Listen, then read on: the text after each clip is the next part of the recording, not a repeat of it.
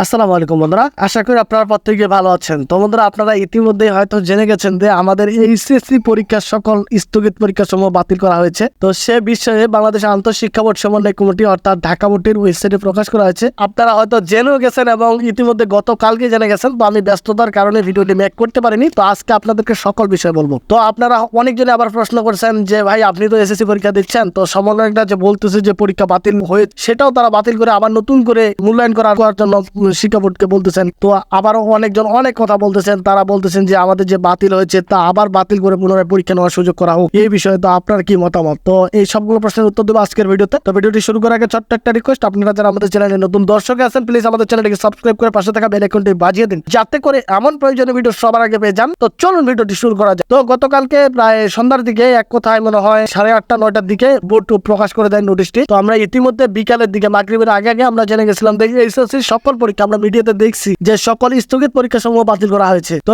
এই বিষয়ে একবার পাকাপোক্ত ভাবে ওয়েবসাইটে প্রকাশ করে দিয়েছে যে সেটা উপর, সেখানে নোটিশ প্রকাশ করে দিয়েছেন যে আমাদের পরীক্ষা বাতিল হয়ে গেছে। তো চলুন দেখে নেওয়া যাক নোটিশটিতে কি বলা আছে। তো নোটিশটিতে বলা হচ্ছে এইচএসসি ও সমমানের পরীক্ষা 2024 এর স্থগিত পরীক্ষা সমূহ বাতিল প্রসঙ্গে উপযুক্ত বিষয় পরিপ্রেক্ষিতে জানানো যাচ্ছে যে অনিবার্য কারণবশত এইচএসসি ও সমমানের পরীক্ষা 2024 এর স্থগিত পরীক্ষা বাতিল করা হয়েছে। এই বিষয়ে প্রয়োজনীয় ব্যবস্থা গ্রহণ করার জন্য অনুরোধ করা হলো। তো এটা প্রকাশ করা হয়েছে প্রফেসর তপন কুমার সরকার স্যারের সভাপতিত্বে। তো আন্তঃশিক্ষা বোর্ড কমিটির সভাপতি এবং চেয়ারম্যান মাধ্যমিক উচ্চ শিক্ষা বোর্ড ঢাকা, তো তিনি এটা প্রকাশ করে দিয়েছেন। তো আমরা একবারে পাকাপোক্ত ভাবে জেনে গেলাম যে একবারেই আমাদের পরীক্ষা বাতিল করা হয়েছে। তো এবার আমরা কথা বলি যে আমাদের যে সমন্বয়ক ছিল, বিরোধী ছাত্র আন্দোলনের যে সমন্বয়ক কমিটির 2 জন ছিল, তিনারা বলছেন যে আমাদের পরীক্ষা যে আমরা শিক্ষা বোর্ডের সচিব মহোদয়ের যে আমরা কক্ষে গিয়ে আমাদের শিক্ষার্থীরা তারা আন্দোলন করেছেন, তো সেটার পরিপ্রেক্ষিতে তারা বাধ্য হয়ে আমাদের পরীক্ষা স্থগিত পরীক্ষা সমূহ বাতিল করে দেন। যে আর পরীক্ষা হবে না, সেটা অটো পাস কিংবা সাবজেক্ট ম্যাপিং এর মাধ্যমে। তো যেটাই বলেন আপনারা, সাবজেক্ট ম্যাপিং বলেন আর অটো পাস বলেন, যেটাই বলেন। তো এটা যে হয়েছে, তো এটা টোপের মুখে করেছেন। তো এটা করা কখনোই সম্ভব না। তারা বলছেন যে পুনরায় আবার যেন এটাকে বাতিল করে পরীক্ষায় অংশগ্রহণ করার জন্য নোটিশ প্রকাশ করে দেওয়া হয় এবং রুটিন প্রকাশ করে দেওয়া হয়, যেন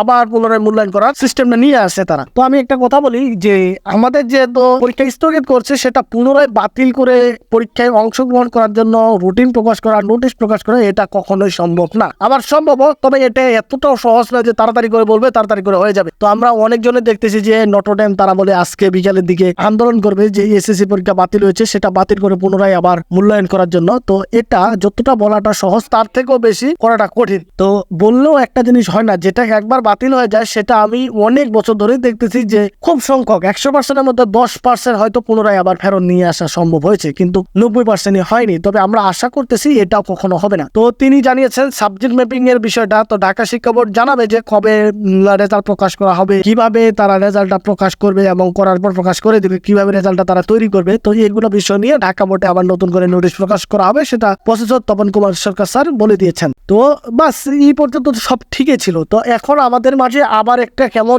সৃষ্টি হয়েছে যে এমন একটা সৃষ্টি হয়েছে যে আমরা দ্বিধাদ্বন্দ্বের মধ্যে পড়ে গেছি যে আসলে কি আমাদের পরীক্ষা হবে। বাতিল করা সত্ত্বেও এখন সমন্বয় কমিটির সদস্যরা বলতেছেন যে আমাদের বাতিল প্রসঙ্গ আবার বাতিল করে পুনরায় মূল্যায়নের ব্যবস্থা করে দেওয়া। ভাই, এটা কথা বলে রাখি, মাথা থেকে এগুলা ছেড়ে ফেলে দেন, কারণ এটা কখনোই সম্ভব না। আমি আবারও বলছি, যারা যেটা সিদ্ধান্ত নেবে সেটাই। তো এটা কখনোই সম্ভব না, বলাটা খুব সহজ, করাটা অনেক কঠিন। তো তাই বলছি এগুলা মাথা থেকে ছেড়ে ফেলে দেন, কখনোই সম্ভব না। তারা সাবজেক্ট ম্যাপিং এর মাধ্যমে আসতেছে না অটো পাসের মাধ্যমে আসতেছে, তারা সবকিছু নিয়ে নোটিশ প্রকাশ করবে অতি শীঘ্রই। আপনাদেরকে আমি সাথে সাথে জানিয়ে দেবো। এবং এখন আমি চিন্তা করতেছি যে এসএসসি 2024 নিয়ে আমি সবসময় আপডেট নিয়ে আসার চেষ্টা করবো, কারণ আপনারা অনেকজন এসএমএস করতেছেন। আমি চাই এসএমএস এর পাশাপাশি আপনারা সবাই ভিডিও আকারে জানেন। তো এই ছিল আজকের ভিডিও। সবাই ভালো থাকবেন, সুস্থ থাকবেন। এখনকার মতো বিদায় নিচ্ছি। আল্লাহ হাফেজ, আসসালামু আলাইকুম।